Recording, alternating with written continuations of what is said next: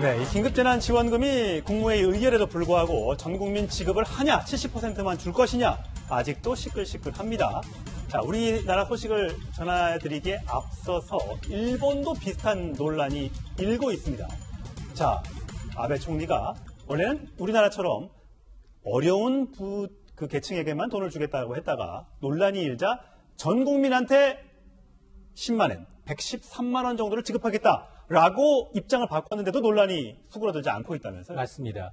이 사실은 최초에는 30만 엔이었죠. 우리가 300만 원 넘는 돈을 지급하겠다라고 했습니다만 소득이 급감한 사람을 대상으로 하다가 그래도 이제 역풍이 부니 다시 한번 그 규모는 3분의 1로 줄었지만 이번에는 3개월 이상 일본에 체류한 외국인 국적 대상자도 합법적이라면 대상자로 포함을 해서 주겠다라는 겁니다.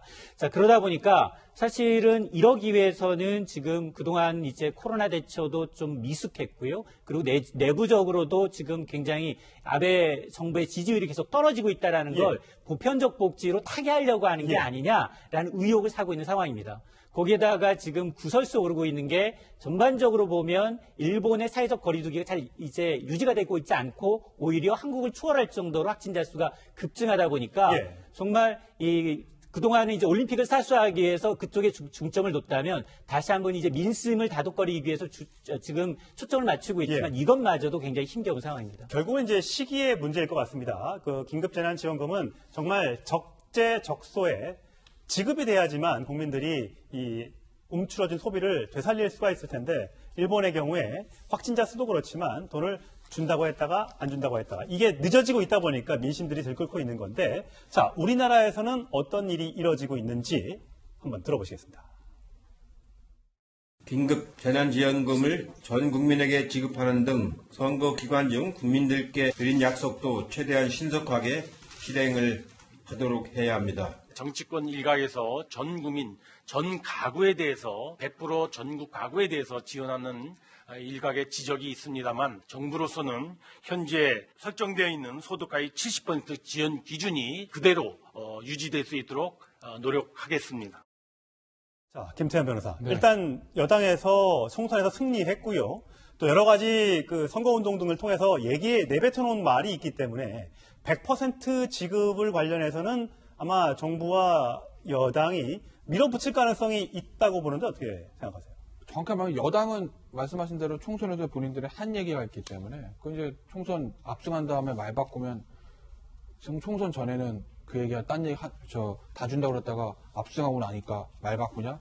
화장실 가기 전과 가까운 다음에 달라 뭐 이 얘기 나오지 않겠습니까?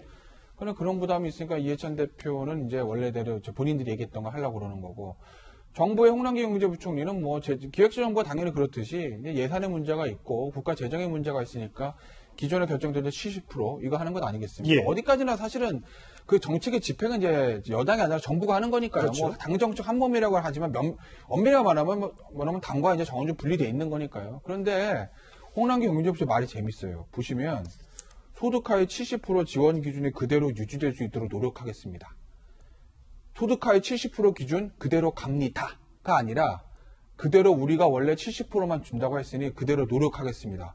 노력하다가 안 되면요. 그럼 100% 주는 거죠. 그러니까 지금은 일단은 70%이기 때문에 홍남기 경제부총리도 당연히 원칙적인 그 얘기는 합니다만 유지될 수 있도록 노력하겠다는 얘기는 본인들의 입장은 지금 그렇지만 나중에 조금 바뀔 수도 있다는 거 열어놓은 것 아니겠어요?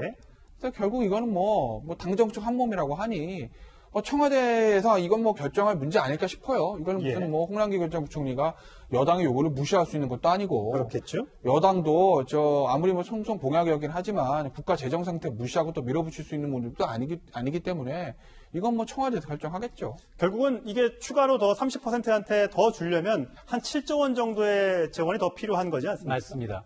일단 뭐 소득하위 70%에 줄 거냐 아니면 100%에 줄 거냐 물론 저도 개인적으로는 후자 쪽으로 갈 가능성이 높다고 봅니다.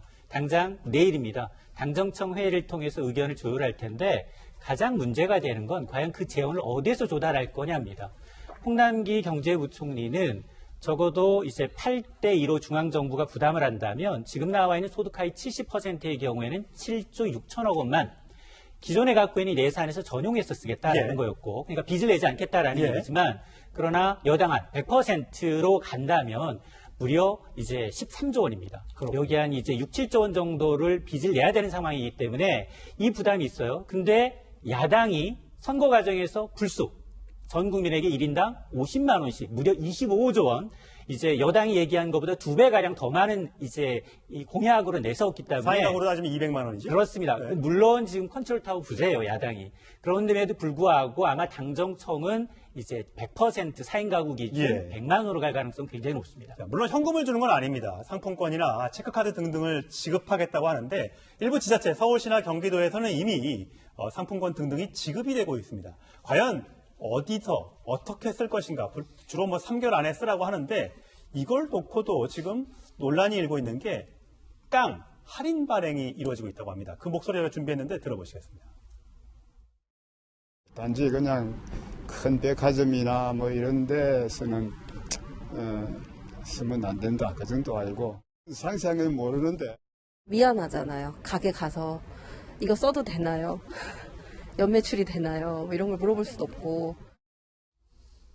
자, 소장님 그거잖아요. 그러니까 연매출 10억 넘어가는 데는 쓰지 말아라. 맞습니다. 마트 가지 말아라. 백화점 가지 말아라. 어려운 전통시장이나 그다음에 융업소 가지 말아라. 이제 이런 건데 맞습니다. 너무 제한을 많이 둔 것 아니냐라는 불만이 있을 수 있잖아요. 왜냐하면 세금을 못 내는 분도 있고 월세를 못 내는 분들도 있는데 그거는 못하게 막아놨으니까. 맞습니다.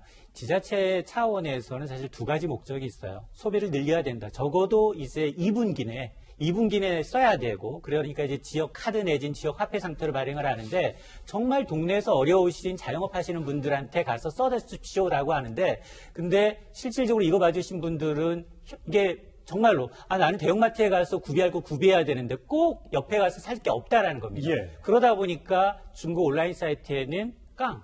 예. 이게 지금 50만 원짜리 카드지만 45만 원을 팔겠습니다. 예. 33만 원짜리 지역 상품권이지만 20만 원을 팔겠습니다. 40%까지 할인한 할인 상품권이 나오고 있거든요. 예. 이건 불법입니다. 예. 이거는 처벌받을 수 있는데 지금 이렇게 하다 보니까 일부 지자체에서는 만에 하나 이 적발될 경우에는 이 굉장히 환수 조치하겠다. 예. 전액 환수 조치하겠다라 이거 얘기하고 있는데 만에 하나 선불 카드나 이제 지역 화폐의 경우 관련법에 의해서 처벌받을 수가 있는데 최고 징역 3년. 아이고야. 혹은 예. 2천만 원 이하의 벌금형에 처해질 수 있기 때문에 이 지금 중고 사이트에 내놔서 할인한다는 건 굉장히 위험합니다. 예. 어려움은 물론 있으시겠습니다만 법을 어겨가면서 사용해서는 안 된다는 말씀을 좀 드리겠습니다.